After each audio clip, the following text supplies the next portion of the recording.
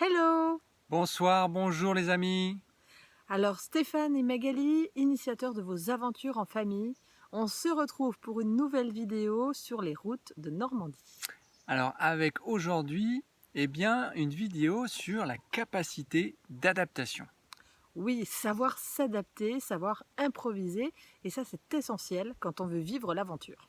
Alors ça nous a été inspiré par la météo du jour.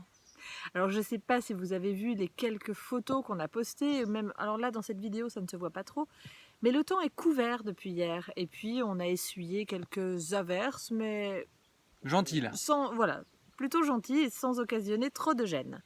Mais demain, Par contre, ouais, demain ça a l'air de pas être la même. Donc demain, on a adapté notre programme parce que demain c'est pluie toute la journée. alors comment vous dire, les plages sous la pluie, ça donne pas vraiment envie. Non, Non. et puis il faut en garder un bon souvenir, donc on va pas les faire sous la pluie. Du coup, on a changé notre programme et on a décidé de plutôt aller faire la Cité de la Mer à Cherbourg.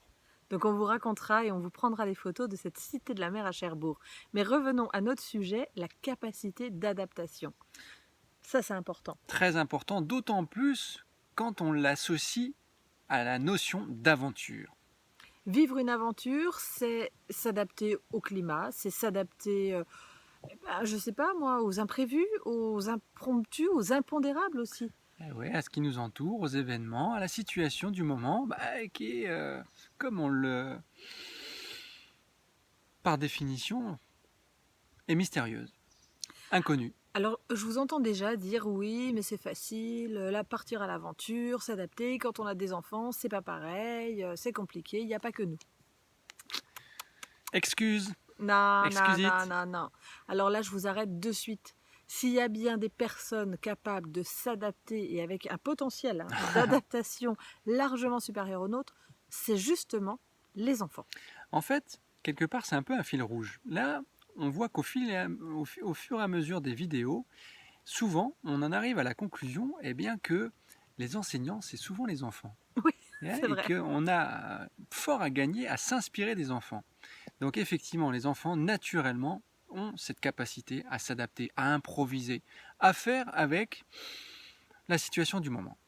Tout à fait. Moi, je me souviens, on a pas mal voyagé avec Alban petit. Alban, il est capable de dormir, mais n'importe où.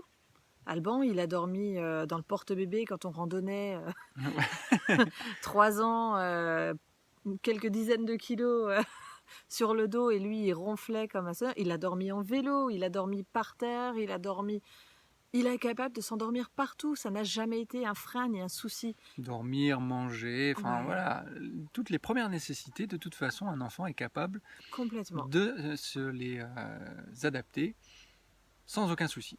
À partir du moment où vous êtes avec lui, l'enfant est rassuré.